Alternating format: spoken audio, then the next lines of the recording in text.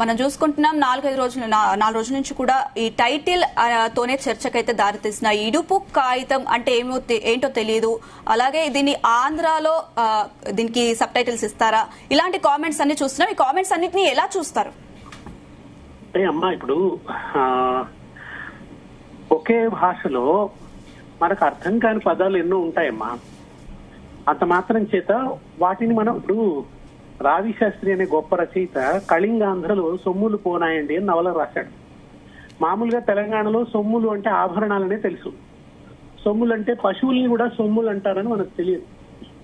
కానీ రావి శాస్త్రి గారి లాంటి గొప్ప రచయితను ఎంత అద్భుతంగా గౌరవించింది తెలంగాణ అంటే, ఆ నవలలు చదువుకొని ఆయన ఒక గొప్ప రచయితగా అందరం ఆరాధించాం.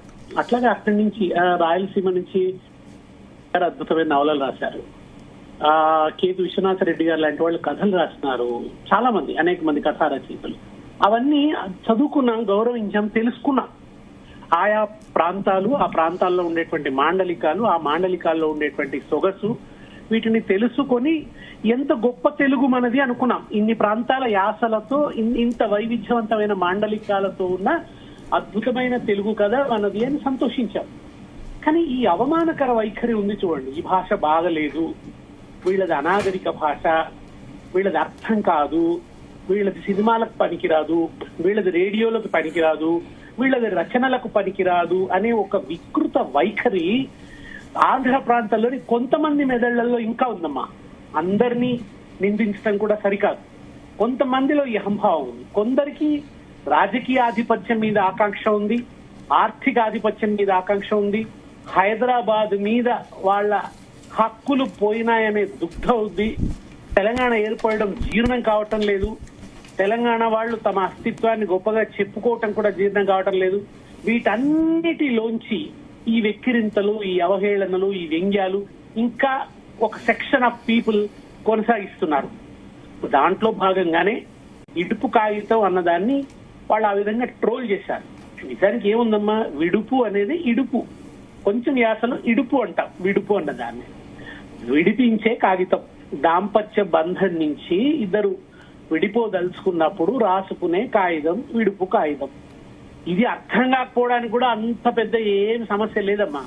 లేదా ఏ తెలంగాణ మిత్రుడికి ఫోన్ చేసి ఏమిటిది ఇడుపు కాగితం అంటే ఎవరైనా చెప్పేస్తారు. అట్లా కాకుండా లోపల ఒక అహంకారం సంచలిస్తుంది కనుకనే మీరు డబ్బింగ్ చేస్తారా, టైటిల్స్, సబ్ టైటిల్స్ పెడతారా అనే కామెంట్స్ వాళ్ళు సోషల్ మీడియాలో విపరీతంగా చేసినారు. నిజానికి మీరు హైదరాబాద్ లో మాతో కలిసి ఉంటున్నారు కదా, మరి రోజు మేము మాట్లాడే మాటలకి మీకు డబ్బింగ్ అవసరం అవుతుందా? మీరు మార్కెట్కి వెళ్లి కూరగాయలు కొంటారు కదా, మీరు కిరాణా షాప్ పోయి సామాన్ తీసుకుంటారు కదా, అనునిత్యం మీరు మాతో ఇక్కడ కలిసి జీవితం సాగిస్తున్నప్పుడు మీకు డబ్బింగ్ అవసరం అవుతుందని చాలా మందిని చూసామమ్మా. ఈ ఆంధ్ర ప్రాంత వీళ్లలో కొంతమందిలో ఈ వాళ్ళు ఏమంటారంటే, పొరపాటున కూడా తెలంగాణ పదాలు వస్తే వాళ్ళ పిల్లలు తిడతారు. ఇది నేర్చుకుంటున్నావేమిటి, అడవైన భాష మాట్లాడుతున్నావేమిటి, యాది మర్చిపోవడం ఏంది, యాది అనకూడదు, జ్ఞాపకం అనాలి అని సరిదిద్దుతుంటారు. నిజానికి ఒక ప్రాంతానికి పోయినప్పుడమ్మా ఆ ప్రాంత భాష మన భాషలో కలిసిపోతుంది. అది మనం గర్వించాలి. ఆ ప్రాంతం వాళ్ళుగా మారినట్టుగా, ఆ ప్రాంత కల్చర్ తో సంలీనమైనట్టుగా సంతోషపడాలి. అట్లా కాకుండా వీలైనంత కాకూడదు, ఎందుకంటే ఇది తక్కువ రకం భాష, ఈ భాష మీరు మాట్లాడొద్దు అని చెప్పి వాళ్ళ పిల్లల్ని మందలించడం నేను ఎన్నోసార్లు చూశానమ్మా. అట్లాగే నా మిత్రుల్లో కావచ్చు, సహచరులలో కావచ్చు, మాట్లాడుతుంటే ఈ వెక్కిరించే ధోరణిని ఒకసారి మన గ్యాస్ నూనె అంటాం, ఆయన నవ్వడం మొదలు పెట్టాడు. ఏదండి గ్యాస్ నూనె అంటే ఎందుకు నవ్వుతున్నారు అంటే, కిరసనాయిలు అనాలండి, ఈ గ్యాస్ నూనె ఏంటి వినడానికి విడ్డూరంగా ఉందన్నాడు. నేను చెప్ప గ్యాస్ నూనెలో నూనె అన్న తెలుగు ఉంది, కిరసనాయిల్లో ఏం తెలుగు ఉంది అసలు?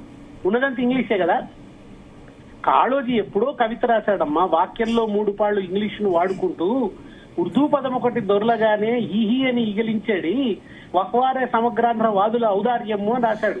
టిఫిన్ అంటే గొప్ప తెలుగు, నాస్తా అంటే మాత్రం కొంప మునుగు, టీ అంటే తేట తెలుగు, చాయ్ అంటే మాత్రం కొంప మునుగు, సడక్ అంటే తెలుగు కాకుండా పోతుంది, రోడ్ అంటే మాత్రం తెలుగు అని అఘోరింపు అని చెప్పి కాళోజీ లాంటి వాడు అప్పట్లో రాయవలసి వచ్చింది. నారాయణ రెడ్డి గారు కూడా వాపోయారు, శ్రీనారాయణ రెడ్డి గారు కూడా.